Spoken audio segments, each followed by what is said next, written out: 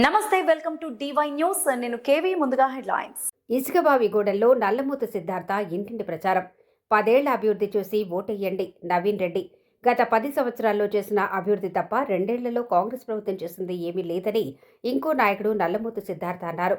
బాడుగులపల్లి మండలం ఇసుకబావిగూడెం గ్రామంలో ఇంటింటా ప్రచారం నిర్వహించి అభ్యర్థి లలితా సీతారాం రెడ్డికి కత్తెర గుర్తుపై ఓటు వేసి అత్యధిక మెజార్టీతో గెలిపించారన్నారు. కుటుంబ సభ్యులందరికీ మరియు ఒకటి కుటుంబ సభ్యులు కానీ నా కుటుంబ సభ్యులు కూడా బీఆర్ఎస్ కాదు అంతా మా కుటుంబ సభ్యులు కూడా మీ అందరికీ పేరు పేరున ధన్యవాదాలు. ఈరోజు మనం ఇంతసేపు బాబాయ్ గారు చెప్పినారు, అన్ని కాంగ్రెస్ పార్టీ వైఫల్యాలని చెప్పినారు, అభివృద్ధి చెప్పినారు. కానీ మనం చేసిన అభివృద్ధి ఏంటన్నది మనం ఈ ఊర్లో మొదటి నుంచి చూసుకుంటే మనం ఈ ఊరు మొదలు పెట్టిన రోజు ఫస్ట్ వేములపల్లిలో ఒక ఫౌండేషన్ స్టోన్ వేయించుకున్నాం. ఆ రోజు ఈ రోడ్డు గురించి ఇవాళ మనం నిలబడ్డ రోడ్డు మనం వేసి 12 సంవత్సరాలు అవుతుంది. 12 సంవత్సరాలు ఇంతవరకు ఎక్కడ ఒక గుంట వల్ల దాని పక్కన పెట్టిన చెట్టు ఒక్కొక్కటి మానైంది. ఇవాళ అంటే మనం చేసిన అభివృద్ధి పర్మనెంట్గా ఎక్కడ చిన్న అవినీతి లేకుండా పర్మనెంట్గా జాగ్రత్తగా చేసినాం. ఎక్కడ కూడా ఎలాంటి ఇబ్బంది లేకుండా ఇవాళ 12 సంవత్సరాలు మనం ఈ రోడ్డు వాడుకుంటున్నాం. ఈ రోడ్డు ఒక ఇసుక వేయడానికి కాదు, వేములపల్లి పాత వేములపల్లి మండలానికి మొత్తానికి కూడా ఈ రోడ్డు బైపాస్ లెక్క ఉపయోగపడుతుంది. ఇవాళ లేకపోతే వాళ్ళందరూ మరి కూడా మించో మడులపల్లి మించో లేదంటే కుక్కడ మించో మిరవడం పోవాల్సి వచ్చిండే ఎంతమంది. ఈ రోజు అందరూ కూడా పెంచిపోతున్నారు, మన ఊరు అభివృద్ధి చూస్తున్నారు. అలానే గత 10 సంవత్సరాలుగా బీఆర్ఎస్ గవర్నమెంట్ రాకముందు మా అమ్మగారు కొత్త సర్పంచ్ అయినప్పుడు మన ఊర్లో కేవలం 52 స్తంభాలు ఉండే. ఇవాళ స్తంభాల సంఖ్య 178. ఇది మనం చేసిన అభివృద్ధి. 52 స్తంభాలు ఉంటే 3 రేట్లు పెంచి 178 స్తంభాలు చేసినాం. ఇవాళ నేను ఫస్ట్ లైట్లు వేసిన రోజు కేవలం 35 లైట్లు వేస్తే ఊరు మొత్తం సరిపోయినాయి. కానీ ఇవాళ 200 లైట్లు కావాల్సి వస్తుంది ఊరికి. అది మనం చేసిన అభివృద్ధి. ఎక్కడ చూసినా ఇసుక వేయడంలో ఒక్క నీడ చీకటి మనకు అవపడకుండా మనం లైట్లు వేసినాం. కానీ ఇవాళ చాలా లైట్లు పైన ఊరు తిరిగి చూస్తుంటే ఈ 2 సంవత్సరాల వాళ్ళకి కనీసం ఒక లైట్ వేస్తాను కూడా వాళ్ళకి తీర్చలేదు. మళ్ళీ వాళ్ళు వచ్చి చెప్తారు ఏం సర్పంచ్ లేకపోతే ఇక్కడున్న నాయకులు అధికార పార్టీ నాయకులు మరి పోయి వాళ్ళ ఎమ్మెల్యే ఉన్నాడు కదా, వాళ్ళ ఎమ్మెల్యే దగ్గరికి పోయి సార్ మా ఊరు అంధకారమైంది, లైట్లు లేవు, మరి 4 లైట్లను అడగొచ్చు కదా. ఎందుకు అడుగుతలేరు? వాళ్ళు అడగరు, ఎందుకంటే వాళ్ళకి చేత కాదు, వాళ్ళకు అడగడం రాదు, వాళ్ళకి చేత కాదు. కానీ అదే నేనుంటే ఇట్లా ఊరుకుంటున్నా, నన్ను అయితే ఇట్లా పెడుతురా, నేను ఉరుకుతున్నా ఎమ్మటే. భాస్కర్రావు గారు ఉన్నప్పుడు ఎన్నిసార్లు ఫైటింగ్ చేసినా, సార్ మీరు మా ఊరు రావద్దు, మాకేం ఇవ్వకపోతే అని కొట్లాడేది. నేను పోయి మిమ్మల్ని మా ఊర్లో రానియను సార్ అని చెప్పా డైరెక్ట్గా.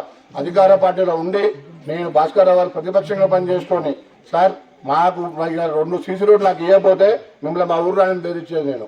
ఆయన దేవుడు అంటే నవీన్ రెడ్డి మాట ఆయన ఏదో కట్ చేసి నాకు ఇచ్చుకోడు ఎప్పుడు. అట్లా ఉండేది. మేము ఎప్పుడు వర్కులు తెచ్చినా కూడా ఎక్కడి నుంచి తీసుకొచ్చినా అట్లా వర్కులు తీసుకొచ్చి పనిచేస్తాం. అలా పనిచేయకపోతే ఇంత చిన్న ఇసుకబావిగూడెంలో మీకు తెలుసో లేదో 4.5 కిలోమీటర్ల సీసీ రోడ్డు ఉంది. ఈ 1 కిలోమీటర్న్నర ఈ రోడ్డు కాకుండానే 4.5 కిలోమీటర్ల సీసీ రోడ్డు ఈ చిన్న గ్రామంలో ఉంది. అట్లనే శ్మశాన వాటికి కట్టుకున్నాం 4. ఇప్పుడు మన శ్రీని చెప్తున్నాడు, అరే వాళ్ళ ఇంటి దగ్గర ఉన్న ఈవెన్ వాళ్ళ బజార్కు నీళ్లు రాకపోతే మన నాయకుడు ఫస్ట్ వార్డు మెంబర్ గారు నన్ను రాత్రిపూట వచ్చి నవీన్ రెడ్డి ఊళ్ళో బోర్ బండి వచ్చి నువ్వు బోర్ వేస్తావా ఇప్పుడు వచ్చి నాకు కొట్లాడితే అప్పటికప్పుడు చీకట్లో బోర్ వేసినాం, మోటార్ బిగించినాం. ఇప్పటికి కూడా వాళ్ళు పోటీ చేసిన ఆ బజార్లో కూడా మనం వేసిన బోర్ నీళ్ళే పారుతున్నాయి అందరికీ. అని కాదని ఎవరైనా చెప్పగలుగుతారా? ఎవరైనా గుండె మీద చెప్పలేస్తారా? అది ఒక్కటే కాదు, ఎక్కడనైనా మిషన్ భగీరథ నీళ్లు ఎన్ని ఇంటింటికి నీళ్లు తెచ్చినాం. ఇవాళ సడన్ గా మిషన్ భగీరథ నీళ్ళు బంద్ అయినాయి ఊర్లో. మరి ఏమైందో నాకు తెలియదు. ట్యాంకులకు నీళ్ళు వస్తున్నాయి కానీ ఇళ్ళకి నీళ్ళు రావు. మరి దానికి ఎవరిది బాధ్యత నాకు తెలియదు. బాధ్యత ఎవరు తీసుకోవాలి? అధికార పార్టీ నాయకులు తీసుకోరు. వాళ్ళు అలాంటి బాధ్యత తీసుకోరు, వాళ్ళు పనిచేయరు, ఎందుకంటే వాళ్ళకి చేత కాదు. దయచేసి ఇక్కడ ఉన్న మీరు అందరూ కూడా మిమ్మల్ని మధ్య చెప్తున్నా, ఇందాక మన యాదయ్య పాట పాడుకుంటా అద్భుతంగా చెప్పిండు సార్. 600 ఓట్లలో ఆయన పాట విధంగా కళాకారులు చేయబట్టి బాధతోని పాట రూపంలో ఎక్స్ప్రెస్ చేసిండు. ఆయన నా అంత ఘాటుగా ఆయన చెప్పలేడు కానీ పాపం పాట రూపంలో సార్ మా ఊర్లో 600 ఓట్లు ఉన్నాయి, మాకు ఒప్పించి ఇచ్చారని అన్నాడు. ఎందుకన్నాడు అంటే విషయం అది ఆయనకు బాధ ఉంది. ఇంతమంది పేదలు ఉన్నారు సరే, మరి పేదలు ఉన్న కాడ ఒక 10 ఇంట్లో 5 ఇంట్లో 20 ఇంట్లో వచ్చి ఉంటే అందరికి న్యాయం జరిగేది. కానీ ఒక్కీళ్ళు తీసుకొచ్చారు. ఆ ఒక్కీళ్ళు కూడా నిజంగా అరుణ్కి ఇచ్చినారా? మీరు అందరూ గుండె మీద చేసుకొని ఆ ఒక్క ఇల్లు అరుణ్కే పోయిందా? ఈరోజు స్థానిక సర్పంచ్ ఎన్నికల్లో భాగంగా ఇసుకబాయిగూడ గ్రామానికి ప్రచారంలో కార్యక్రమాన్ని ఇక్కడికి ఇచ్చేయడం జరిగింది. ఈ కార్యక్రమంలో పాల్గొన్న పెద్దలు, గ్రామ పెద్దలు మరియు ఇక్కడ తాజా మాజీ సర్పంచ్ గారు మరియు నవీన్ రెడ్డి గారు, బాబాయ్ శెట్టి గారు, సీతారామరెడ్డి గారు, మరియు ఇక్కడ ఉన్న ముఖ్యులందరికీ మరియు ఈ కార్యక్రమానికి పెద్ద ఎత్తున విచ్చేసిన గ్రామ ప్రజలందరికీ కూడా పేరు పేరున శిరస్సు వంచి నమస్కారం తెలియజేస్తా ఉన్నాను. ఇప్పుడు పెద్దలు మాట్లాడినట్టు గత 10 సంవత్సరాల్లో ఈ గ్రామంలో పెద్ద ఎత్తున అభివృద్ధి కార్యక్రమాలు మీ కళ్ళ ముందే జరిగినాయి. ఎక్కడ ఏ డెవలప్మెంట్ జరిగినా ఈ మండలంలో ఫస్ట్ రూపాయి ఇసుకబాయిగూడెంకే రావాల్సి వచ్చేది. ఎందుకంటే ఇద్దరు కూడా నవీన్ రెడ్డి గారు కానీ, బాబాయ్ శెట్టి గారు కానీ, భాస్కర్రావు గారిని రోజు సతాయించి ఒక్క రూపాయి వచ్చినా మన మాడుగుడిపల్లి మండలం ఫస్ట్ రూపాయి ఇసుకబాయిగూడెంలో పెట్టించుకునే పరిస్థితి ఉంటుంది. ఇంత పెద్ద ఎత్తున మంచి లీడర్లు మీకు మీ ఊళ్ళో ఉన్నారు. వారి వెంట ఇన్ని రోజులు మీరంతా ఉన్నారు. మంచిగా ఆ నమ్మకాన్ని వమ్ము చేయకుండా, ఎందుకంటే ఈ 2 సంవత్సరాల్లోనే మీరు ఇక్కడ ఏం జరిగింది, ఈ 2 సంవత్సరాల్లో ఏం పని జరిగింది, గత 9-10 సంవత్సరాల్లో ఏం పని జరిగింది అనేది మీరు కళ్ళారా చూశారు. మన ఇళ్లలో కూడా మీ ఇసుకబాయిగూడెంకి ఒకటే ఇల్లు వచ్చిందని ఇప్పుడు చెప్తా ఉన్నారు. అంటే మీ ఇసుకబాయిగూడెంని ఆల్మోస్ట్ వాళ్ళు మీరు మరి వదిలేసి పట్టించుకోకుండా మరీ డెవలప్మెంట్కి మర్చిపోయి మరి ఈ 2 సంవత్సరాల్లోనే మీరు చూశారు. కాబట్టి తప్పనిసరిగా దాన్ని ప్రశ్నించాలంటే వీళ్ళకి ఆయుధం ఇవ్వాలా. దాన్ని మళ్ళీ మొన్న ఎమ్మెల్యే ఎలక్షన్లో మనం కొంచెం అపరమాటలో ఉండటం వల్ల మనకు భాస్కర్రావు గారు ఓడిపోవటం వల్ల మనకి ఇబ్బందులన్నీ వచ్చినాయి. ఇంకొక 2 సంవత్సరాల్లో మనం మళ్ళీ 2-3 సంవత్సరాల్లో మనం మళ్ళీ తిరిగి వస్తాం. కానీ ఈ 3 సంవత్సరాలు కూడా మీ తరపున ప్రశ్నించాలంటే ఇక్కడ మన సర్పంచ్గా మనం గెలవాలి.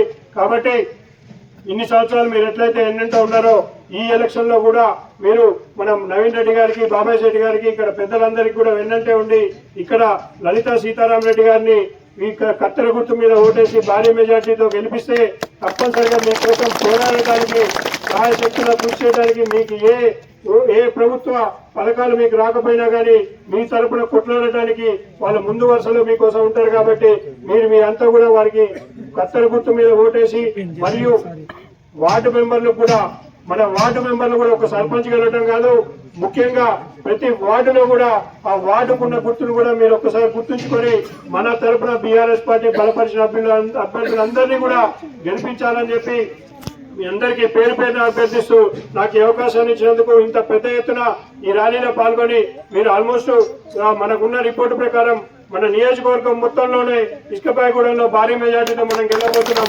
కానీ ఈ 2 రోజులు కూడా మీరు ఇదే ఊపుని మీరు కంటిన్యూ చేసి భారీ మెజార్టీతో కత్తెర గుర్తు మీద గెలిపించాలని చెప్పి మీరు మనస్ఫూర్తిగా తెలియజేస్తూ, ఈరోజు మొదటి గ్రామ పంచాయతీ ఎలక్షన్లు ఈ రోజు అడిగి రిజల్ట్స్ వస్తా ఉన్నాయి. మంచి ఫైట్ మనం స్టేట్ మొత్తంలో చూస్తే పెద్ద ఎత్తున బీఆర్ఎస్ పార్టీ అభ్యర్థులు సర్పంచ్ అభ్యర్థులు గెలుస్తున్నారు. కాబట్టి మన మిర్యాలగూడ నియోజకవర్గంలో 60-70% సర్పంచులు మనం గెలవబోతున్నాం. ఎందుకంటే ఈ 2 సంవత్సరాల్లో ఉన్న అభివృద్ధి అంతకు ముందున్న అభివృద్ధి అందరూ చూశారు. కాబట్టి పెద్ద ఎత్తున భారీ మెజార్టీతో బీఆర్ఎస్ పార్టీ బలపరిచిన అభ్యర్థులు గెలిపిస్తూ ఉన్నారు. మన ఇసుకబాయిగూడెంలో కూడా మంచి మెజార్టీతో మన కత్తెర గుర్తులో లలితా సీతారామరెడ్డి గారిని గెలిపించాలని చెప్పి మీ అందరినీ పేరు పేరున అభ్యర్థిస్తూ నాకు ఈ అవకాశాన్ని ఇచ్చినందుకు మరొకసారి ధన్యవాదాలు తెలియజేస్తూ సెలవు తీసుకుంటున్నాను.